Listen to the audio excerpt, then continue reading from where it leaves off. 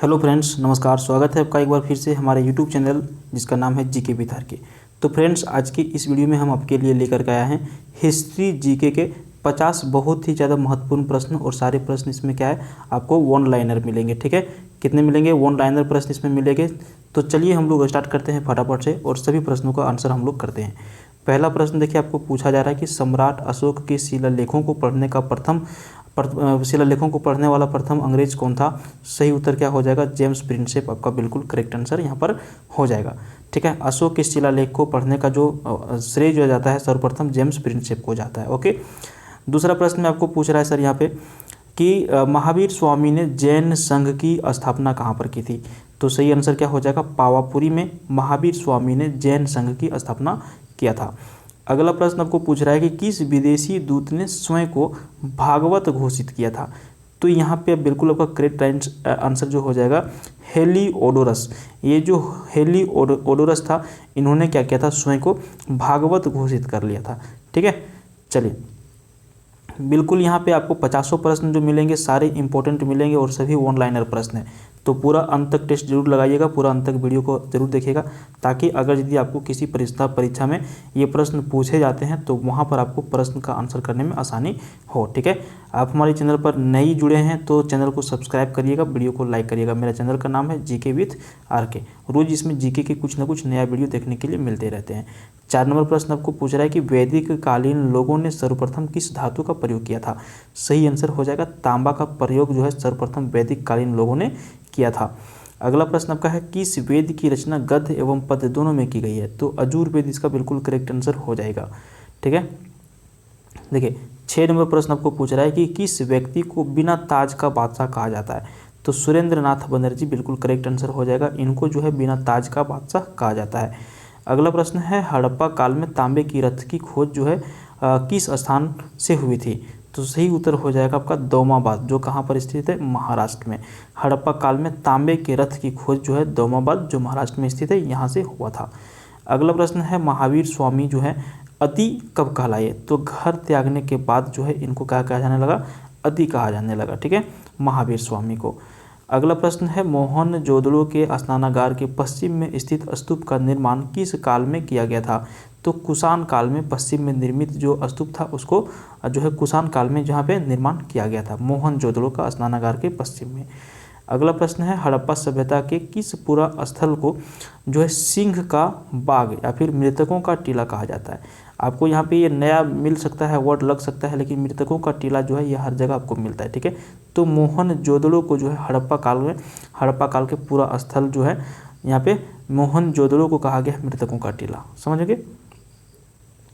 अगला प्रश्न है ऐसा कौन सा प्रथम सूफी संत था जिसने अपने आप को अनलहक घोषित किया था? तो मंसूर यहाँ पे हल्लाज इसका करेक्ट आंसर हो जाएगा।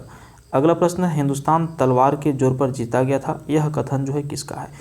तो लॉर्ड एल्गिन द्वितीय ने कहा था कि हिंदुस्तान जो है तलवार पर जीता गया था, ये इसका कथन है। ठीक है, ये इंपॉर्टेंट हो जाता है, थोड़ा हिंदुस्तान से संबंधित है। और यहाँ पे वर्ड जो देख रहे हैं, हिंदुस्तान को तलवार के ऊपर जीता गया था, ये वर्ड बहुत मायने रखता है।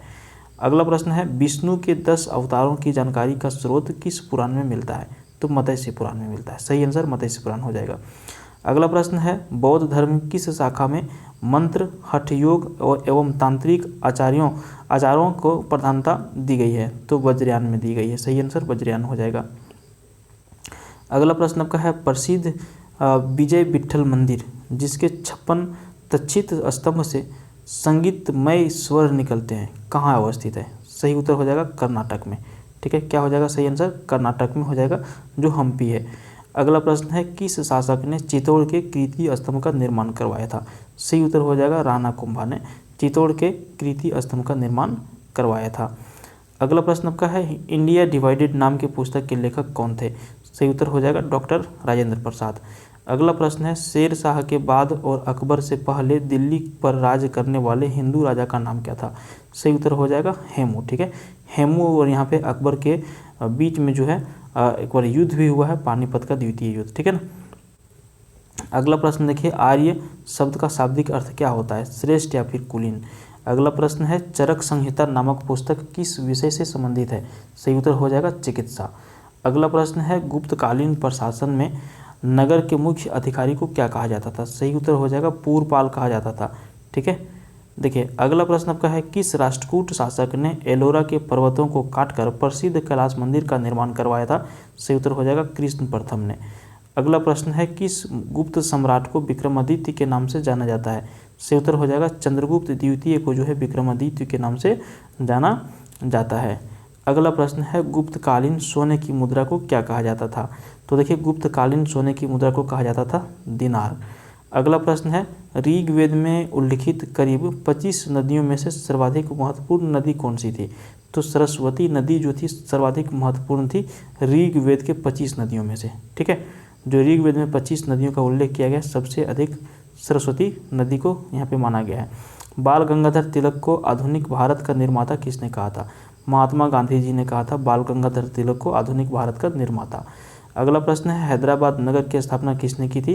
तो सही उत्तर हो जाएगा मोहम्मद कुली कुतुब शाह ने हैदराबाद नगर की स्थापना किया था। 28 में पूछ रहा आपको कि ऋग्वैदिक आर्यों की भाषा क्या थी? सही उत्तर हो जाएगा संस्कृत भाषा थी।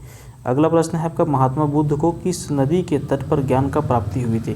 तो निरंजना नदी के तट पर जो है महात्मा बुद्ध को ज्ञान की प्राप्ति हुई थी। ठीक है, अगला प्रश्न आपका है कुषाण शासक कनिष्क के निर्माण कार्यों का निरीक्षक अभियंता अधिकारी कौन था? सही उत्तर आपका हो जाएगा यहाँ पे अगेसिलोस। ठीक है, ये जो है कुषाण शासक कनिष्क के निर्माण कार्यों का निरीक्षक अभियंता अधिकारी था।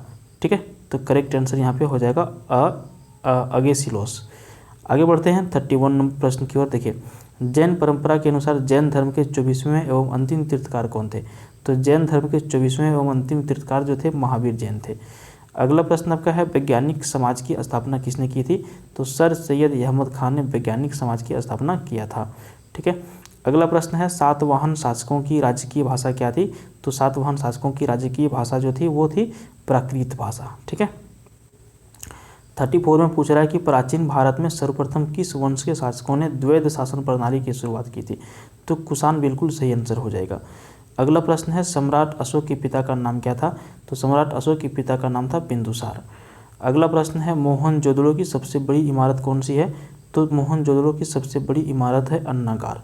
ठीक है, जो बहुत ही फेमस है और बहुत सारे सवाल यहाँ से बनते हैं। अगला प्रश्न है मुगल काल में किस बंदरगाह को बाबुल मक्का या फिर मक्का द्वार कहा जाता था? तो सूरत बंदरगाह को क्या कहा जाता था मुगल काल में? बाबुल मक्का, या फिर हिंदी में इसको कह सकते हैं मक्का द्वार। अगला प्रश्न आपका है दिल्ली का पुराना किला किसके द्वारा बनवाया गया था? तो सही उत्तर हो जाएगा शेर शाह सूरी के द्वारा जो है दिल्ली का पुराना किला बनवाया गया था। ठीक है, 39 में पूछ रहा है कि दिल्ली सल्तनत के किस सुल्तान ने तुर्कान ये चहल गानी की स्थापना की थी? तो इल्तुतमिश ने जो है दिल्ली सल्तनत के सुल्तान था और इसने तुर्कान ये चहलगानी का स्थापना किया था। ठीक है, देखिए नेक्स्ट प्रश्न आपको पूछ रहा है कि चंदेलों की राजधानी कहाँ पर स्थित थी? तो खजुराहो में चंदेलों की राजधानी स्थित है। खजुराहो कहाँ पर है? भोपाल। ठीक है, अगला प्रश्न है हड़प्पा के मिट्टी के बर्तनों पर सामान्यतः किस रंग का उपयोग हुआ था? तो लाल रंग का जो यहाँ पे बर्तनों के ऊपर जो है जो मिट्टी के जो बर्तन थे हड़प्पा काल में उसमें जो है लाल रंग का उपयोग ज़्यादा किया गया था। अगला प्रश्न है बौद्धों के ग्रंथ को गीता के समान पवित्र मानी जाती है। ठीक है, देखिए बौद्धों का जहाँ पे कौन सा ग्रंथ है जिसको गीता के समान पवित्र मानी जाती है? तो इसको कहा जाता है धम्मपद बौद्ध धर्म में। ठीक है, ये जो है गीता के समान इसको पवित्र माना जाता है। चाणक्य का अन्य नाम क्या था? तो देखिए चाणक्य का एक और दूसरा नाम था जिसको विष्णुगुप्त के नाम से भी जाना जाता था। चरक और नागार्जुन किसके दरबार के शोभा थे? तो सही उत्तर हो जाएगा कनिष्क के दरबार के शोभा थे चरक और नागार्जुन। दिल्ली सल्तनत की स्थापना कब हुई थी? सही उत्तर हो जाएगा 1206 ईस्वी में दिल्ली सल्तनत की स्थापना किया गया था। किस मुस्लिम शासक की मृत्यु घोड़े से गिरने के कारण हुई थी? तो कुतुबुद्दीन ऐबक जो है घोड़े से गिरने के कारण इसकी मृत्यु हो गई थी। ठीक है, तो ये चौगान खेल रहे थे उस टाइम यहाँ पे घोड़े से गिर गया और क्या हुआ? डेथ हो गया। कुतुबुद्दीन ऐबक बिल्कुल करेक्ट आंसर आपका हो जाएगा। किस विद्वान ने प्रसिद्ध ग्रंथ शाहनामा की रचना की थी? तो फिरदौसी ने प्रसिद्ध ग्रंथ जिसका नाम क्या था? शाहनामा, फिरदौसी ने इसका रचना किया था। ठीक है, अगला प्रश्न यहाँ पे देखिए महात्मा गांधी ने सत्याग्रह सबसे पहले कहाँ शुरू किया गया था? महात्मा गांधी के द्वारा, तो चंपारण बिल्कुल करेक्ट आंसर हो जाएगा। ठीक है, चंपारण में महात्मा गांधी का पहला सत्याग्रह हुआ था। महात्मा गांधी के दक्षिण अफ्रीका आने के बाद सबसे पहला सत्याग्रह इन्होंने क्या किया, चंपारण में ही किया था। ठीक है, अगला प्रश्न देखिए, भारतीय राष्ट्रीय कांग्रेस के सबसे अधिक समय तक अध्यक्ष कौन रहे थे? तो अबुल कलाम आज़ाद जो थे ये भारतीय राष्ट्रीय कांग्रेस के सबसे अधिक दिन तक क्या बने रहे, अध्यक्ष बने रहे। ठीक है, भारत एवं पाकिस्तान का विभाजन किस योजना के तहत हुआ था? सही उत्तर हो जाएगा लॉर्ड माउंटबेटन योजना के अंतर्गत जो है भारत और पाकिस्तान का विभाजन हुआ था। 15 अगस्त 1947 ईस्वी का दिन जो है भारत के लिए स्वर्णिम अक्षरों में लिखा गया है। इसी दिन जो है भारत जो है अंग्रेज़ों के चंगुल से छूट करके एक कहते हैं कि लंबी सांस लेना, उस तरह से लिया। हालांकि यहाँ पे हम लोग जो है स्वतंत्रता दिवस 15 अगस्त को मनाते हैं, लेकिन पाकिस्तान जो है 14 अगस्त को ही स्वतंत्रता दिवस मनाता है। तो ये सारी चीज़ें आपको फोकस करनी है, ध्यान में रखना है। इस वीडियो में इतना ही, मिलते हैं नेक्स्ट वीडियो में। चैनल को सब्सक्राइब करिए, रोज़ जीके के कुछ ना कुछ नया वीडियोज़ में देखने के लिए मिलते रहते हैं। ठीक है, तो उम्मीद करते हैं सब्सक्राइब कर लिया होगा। Thank you.